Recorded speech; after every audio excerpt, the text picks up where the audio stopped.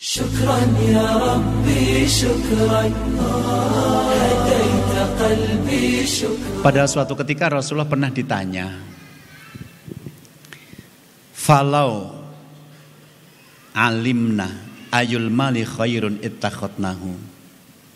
Ya Rasulullah, seandainya kami tahu manakah harta yang paling baik itu, maka pasti kami akan mengambilnya. Dan ini bukan emas dan perak, karena para sahabat bertanya ini setelah turun ayat tentang emas dan perak. Seandainya kami tahu mana harta yang paling baik itu, tentu kami akan mengambilnya. Rasul menjawab, lah, harta yang paling baik itu 3. Yang pertama Rasul mengatakan afdoluhu lisanan dzakiron. Harta yang paling utama, yang paling baik adalah lisan yang berzikir. Lisan yang terkonek dengan Allah. Ada koneksi antara dia dengan Allah yang membuat dia selalu waspada ketika datang masalah-masalah yang tidak terduga. Saya menemukan orang-orang yang kelihatan agamis baru pulang dari umroh. Berangkat ke masjid pengajian dan Jumatan. Pakai kerudung. Tetapi ketika datang masalah yang sangat berat, itu kayak komputer dia hang. Dan ketika hang itu dia tidak ingat Allah, akhirnya melakukan tindakan-tindakan yang tidak kita duga sebelumnya. Bunuh diri. Nah, jadi di Solo itu pernah ada bapak-bapak paginya itu masih mengimami sholat subuh. Duha itu sudah bunuh diri. Ya. Ada seorang suami yang sering berangkat ke masjid untuk pengajian dan sholat Jumat. Pada suatu hari bertengkar dengan istrinya. Istrinya mengucapkan kata-kata yang merendahkan dan dia marah. Akhirnya dia ambil ya arit. Ya. Kemudian dia tusuk-tusukkan ketusukkan punggung istrinya dari belakang ketika istrinya sedang bekerja. Ya. Ada orang-orang yang ketika panik mendapatkan masalah-masalah yang berat, pilihannya cuma satu, pengen bunuh diri. Padahal kita lihat, loh kemarin kan umroh, seperti tidak ada jejak. Kemarin kan berangkat pengajian, kok nggak ada jejak. Loh ini kerudungan, tapi masa bunuh diri malah pakai kerudungnya. Pada saat itu dia hang. Maka untuk menjaga agar diri kita tidak hang menghadapi masalah-masalah yang berat yang datang tidak terduga, jaga lisan untuk terus teringat kepada Allah. Maka ini harta yang paling baik. Bahkan Anda ketika miskin, ketika sakit, kalau Anda lisannya ingat pada Allah, Anda akan bisa menjalaninya. Kemarin saya safari dakwah di salah satu kota di Sumatera. Sama panitia ditanya, Ustaz mau ketemu sama teman lama enggak? Namanya ini. Oh iya, kenapa? Sakit Ustaz. Sakitnya saya enggak tahu namanya. Semua kulitnya terbakar. Jadi begitu ada kulit terbakar, ada kulit terbakar. Itu dari ujung rambut sampai ujung kakinya semuanya warna hitam. Sampai saya tidak mengenali wajahnya. Dia cuma tiduran saja Ustaz. Oke, insya Allah nanti saya akan berkunjung ke rumahnya. Begitu kami berkunjung ke rumahnya, ternyata beliau posisinya sudah duduk. Dan mengatakan, alhamdulillah Ustaz bisa nengok saya. Doakan agar saya sabar dan kuat. Misalnya penyakitnya apa toh? Kemarin saya naik sepeda motor, kemudian kecelakaan, patah tulang. Kemudian dioperasi, dikasih obat dosis tinggi. Dan ternyata tubuh saya tidak kuat menghadapi dosis itu. Akhirnya kulit saya mengelupas semua. Jadi saya nggak mengenali wajahnya, warnanya hitam, rasanya seperti terbakar. Yang membuat saya terenyuh adalah dia masih kuat. Dia minta didoakan agar sabar. Sementara tetangga kita loh, cuma pinggangnya kepeluntir sedikit aja sudah datang ke Ponari minta Ponari sweat.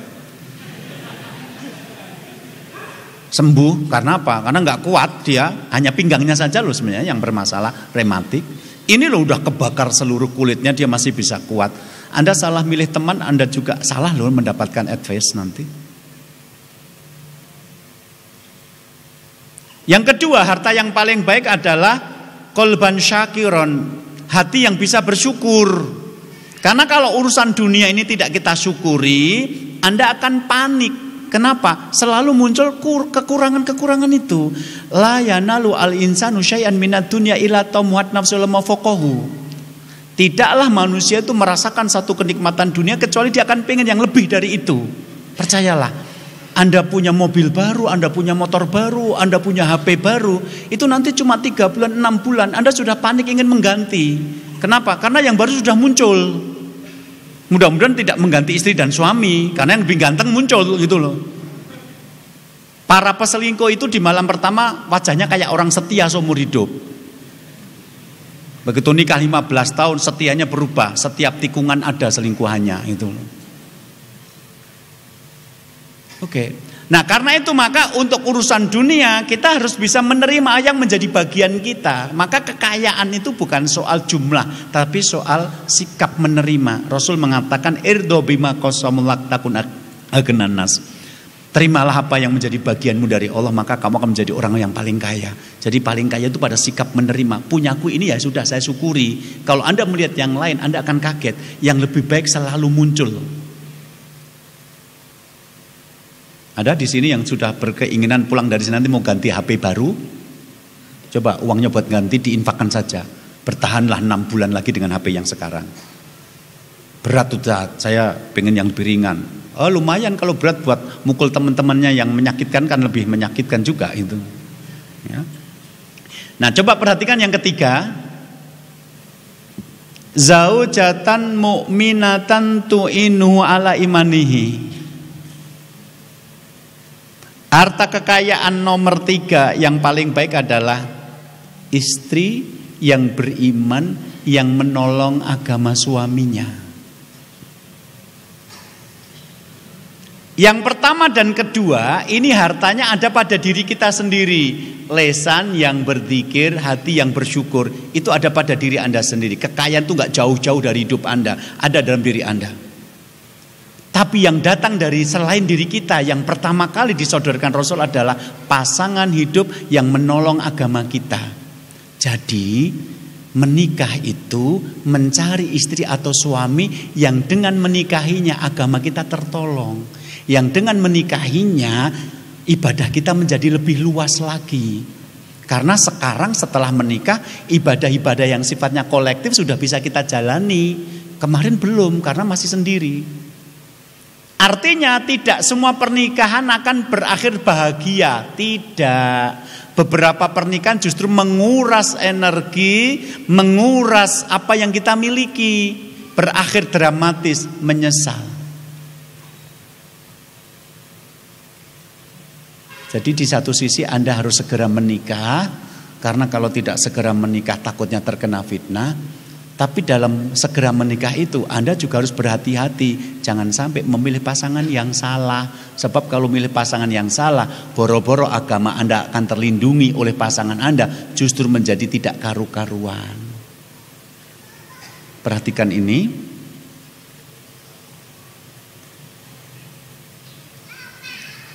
Mastafadal mu'minu ba'da taqwallahi khairun lahu min zaujatin sholihatin. In amaroha ata'athu wa in nadhara ilaha sarothu wa in aksama ali abarothu wa in ghaba anha nasohatu fi nafsiha wa malihi. Tidak ada sesuatu yang bisa diambil faedahnya atau manfaatnya oleh seorang mukmin setelah bertakwa kepada Allah yang lebih baik daripada memiliki pasangan hidup yang solehah. Jadi dalam hidup itu banyak sekali persoalan. Yang paling baik, yang paling bermanfaat dan berfaedah untuk kita ambil manfaat dan faedahnya adalah takwa. Fatazawwadu fa inna khairuz zadi taqwa. Carilah bekal dan sebaik-baik bekal adalah takwa.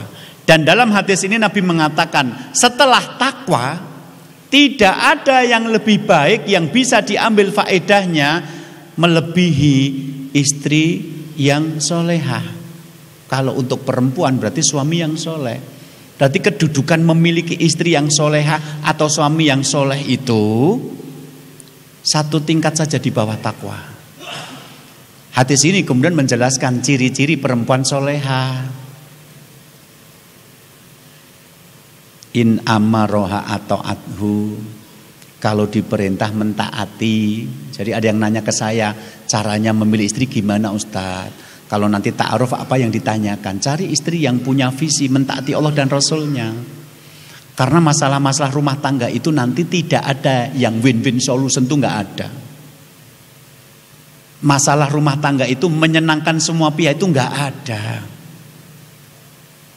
Suami selingkuh, minta maaf, istri memaafkan, selesai. Iya, tapi setiap kali istri lihat wajah suaminya hatinya sakit.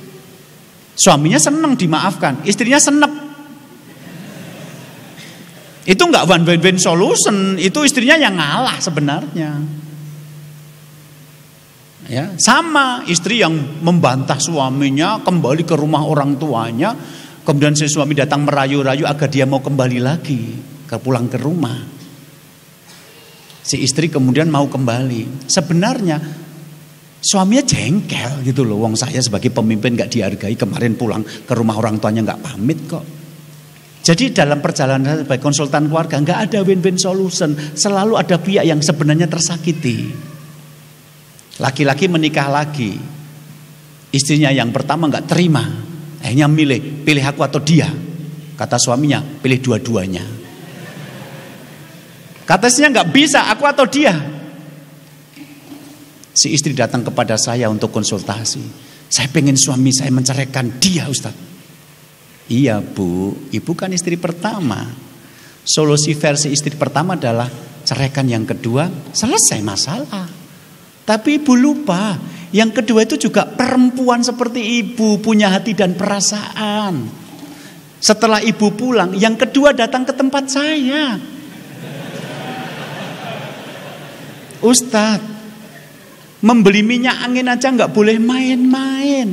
Bagaimana dia main-main dengan saya? Ketika saya dinikahi dia jadi istri kedua, saya sudah ngelobi bapak ibu saya, awalnya menolak, saya berjuang untuk diterima. Kakak adik saya pada heran semua. Apa yang kamu lihat dari laki-laki itu sebagai istri kedua? Ganteng enggak? Kaya enggak? Saya beban mental jadi istri dia kedua. Sekarang 3 bulan begitu saja dia ceraikan saya. Kenapa seperti itu? Kenapa dia tidak berjuang mempertahankan saya? Kan saya bingung membela yang pertama atau yang kedua. Di sini kan enggak ada sebenarnya solusi yang memuaskan semua pihak, itu enggak ada. Makanya solusi pernikahan itu adanya adalah ketika mereka percaya kepada Allah dan dalam mengalahnya mereka itu ada pahalanya, itu baru selesai. Kalau mereka tidak percaya kepada Allah, hampir nggak ada solusi yang memuaskan semua pihak itu. Sudahlah Bu, maafkanlah Bapak, mudah-mudahan jadi pahala Ibu. Gitu ya Ustadz. Jadi meskipun perih, dia tetap memaafkan suami yang selingkuh itu. Itu solusi, tapi solusinya sebenarnya dengan mengorbankan perasaan. Ya. Jadi pilihlah perempuan yang visinya visi mentaati Allah. Jadi nanti kalau ada masalah berat, sakit hati, beri solusi agama. Ini loh agamanya. Maka dia mengatakan ya sudah, kalau begitu keputusan Allah saya tunduk. Tapi kalau orang yang tidak mentaati Allah nanti kan akan cari logika baru untuk membenarkan tindakannya. Oke. Jika diperintah mentaati, jika dipandang menyenangkan, jika diberi sesuatu dia bisa menerima, dan jika ditinggal pergi dia menjaga kehormatan diri. Itu ciri-ciri istri yang soleha, yang bisa membuat kita memiliki faedah yang besar dalam hidup ini. Jadi kalau perempuan yang tidak punya ciri-ciri seperti ini nanti tidak memberi faedah. Habis waktu, habis tenaga, habis umur, habis harta, dan ternyata kita dapat cuma kekecewaan. Jadi di sini menikah itu harus ibadah. Kalau tidak, Anda capek. Anda sekarang masih gagah, punya uang, ya. Anda bisa membelikan semua permintaan istri. Masih muda, masih gagah, masih punya uang.